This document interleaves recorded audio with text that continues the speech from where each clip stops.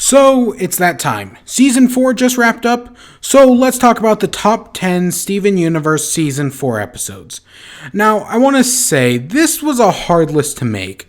I mean, the top 3 were easy, but everything else is just kinda ugh. Now, from what I've heard around the internet, people seem to not really like Season 4, and while I usually disagree, I have noticed the problem while making this list. Season 4 isn't bad, it's just okay. It has a lot of okay episodes that are just kind of middle of the road, not bad, not really good either. It doesn't have the action or suspense of Season 2, and it's just kind of taking its time. It's still moving faster than Season 1, however. The best way I can think of it is that it's one last calm before the storm. Theoretically, hopefully. But I'm still gonna scout together a top 10 list, so let's do this.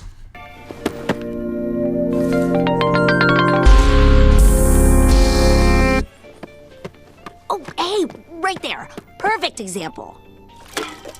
Pearl? You clod. Huh? Work, you stupid! Hey! You win this round. So, I've said before, comedy can take you a long way. And that's exactly what this episode does.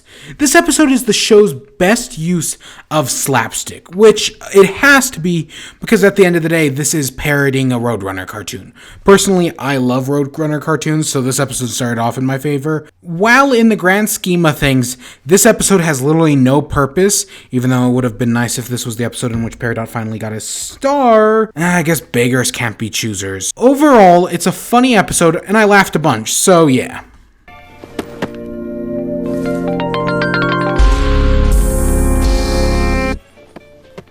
Oh, hey, right there. Perfect example. Pearl? I could never be ready for this. I could never be ready. I've said before that I'm a sucker for Rose and Greg flashback episodes, and even though Rose isn't in this episode, I still like it. The way we see all the characters we know and quote-unquote love interact with baby Steven after the passing of Rose is extremely well done. The way the Jims treat baby Steven is well done, and it's exactly how I would expect them to act, and it works great. With the characters we've seen that have been set up for the past few seasons, seeing them interact like this is great. There's not really much else to say other than it's an enjoyable episode.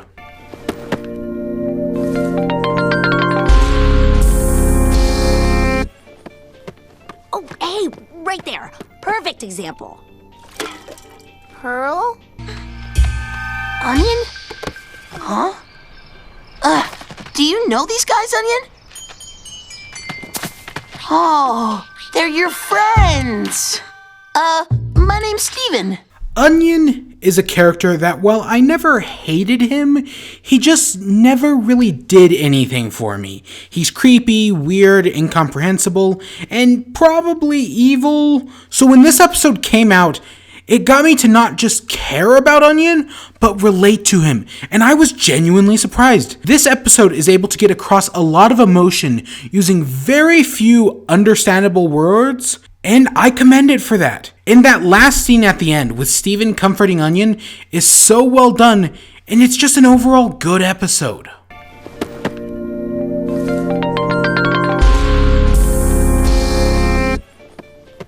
Oh, hey, right there.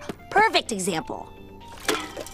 Pearl? Well, back again. You should just move in with us at this point. Actually, maybe not me, but I know someone else who might be interested. Hi, I'm Navy, a refugee from Whole World, just like you guys. This episode kind of came out of nowheres, and I did not expect it at all. At first, it seems to be about Navy as she joins the Crystal Gems, but it ends up turning into a Lapis episode of all things. I like the ideas presented in the episode about how learning about Earth can be difficult for Lapis, but it comes easy as a breeze for Navy. I also like the ending twist of Navy betraying them and being some sort of evil genius, how the entire time she was just manipulating them right into her hands to get her ship back. It's well done, and it's honestly kind of intimidating.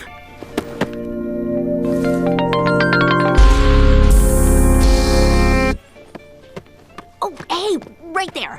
Perfect example. Pearl? I am my dad! Huh? I know what you're thinking, Topaz. It seems a little suspicious that my dad is also a Steven. But you know, if it means getting out of here, I'll believe it. So, maybe it's just me, but I seem to be one of the only people not impressed with the Season 4 finale. Don't get me wrong, it's not bad. It made it on this list after all. It's just not amazing. I saw everything coming in this episode, and I knew exactly what was going to happen when it happened throughout the episode, with, I guess, a slight margin of error. I think the real reason so many people like this episode is because it's raising the stakes. People complain that the season has been slow, with, well, one exception. Nothing really happens that revolves around the grander story. This episode ends on a cliffhanger, saying that from here on out we're going to do something serious. Shit gets real.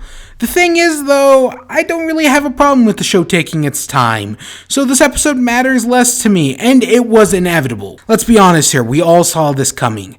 Again, it's a fine episode. I like what they do with Topaz and Aquamarine, and it does leave me wanting more, so I can't really fault it for that.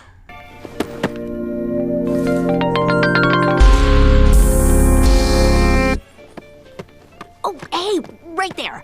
Perfect example. Pearl? New crystal gems? Congregate! That means come over here and do a cool pose. Remember, this is my personal list based on my personal biases, and if you have a different list, feel free to tell me in the comments below, because half of the reason I like this episode, and half the reason this episode is on this list, is because of my Jasper redemption theory, in which I talked about the idea of the new crystal gems. So to see it actually come to fruition in canon makes me super happy. The other reason this episode is on this list is because I actually think it's really funny. The way the new crystal gems play the original crystal gems roles leads to a lot of well done moments with some good jokes. I'm also fond of the episode's moral about being yourself and not comparing yourself to others.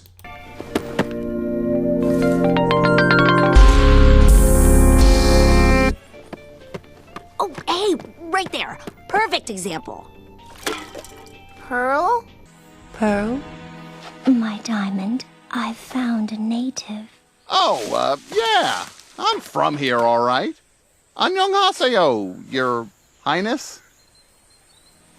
Bring it here.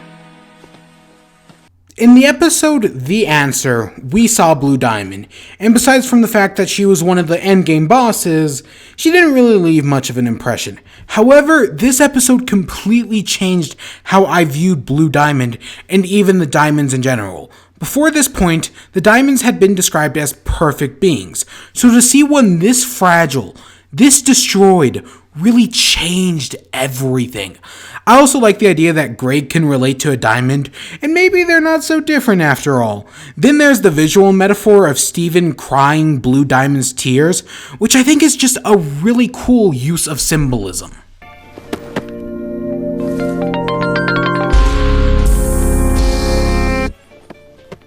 Oh, hey, right there. Perfect example. Pearl?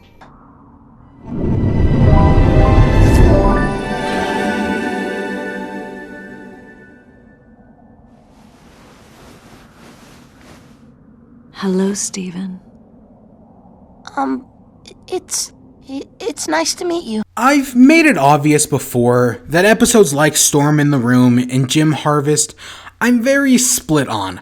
I can't tell whether or not they're actually good, But I have to admit, I've actually come around to Storm in the Room. I think it all has to do with the ending. The ending for this episode is so good, and it's exactly what it needed to be. It has all the emotions in place, and I think it works.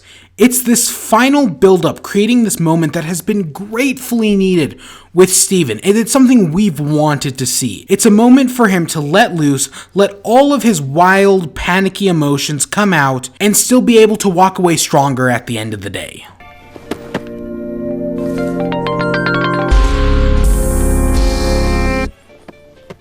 Oh, hey, right there. Perfect example. Pearl? An army has a use, they can go and fight a war. A sapphire has a use, she can tell you what it's for.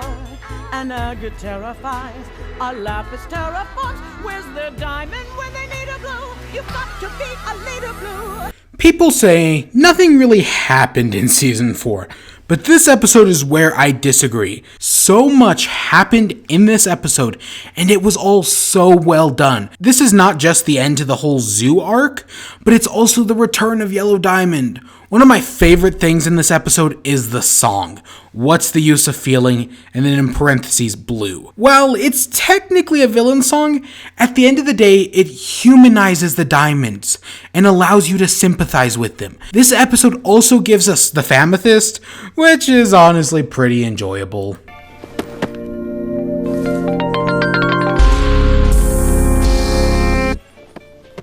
Oh, hey, right there. Perfect example. Pearl?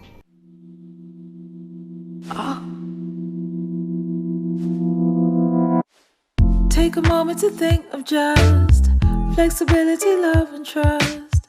Take a moment to think of just flexibility, love, and trust. So, I don't really have much to say about this episode because, as I've stated before, this is a perfect episode.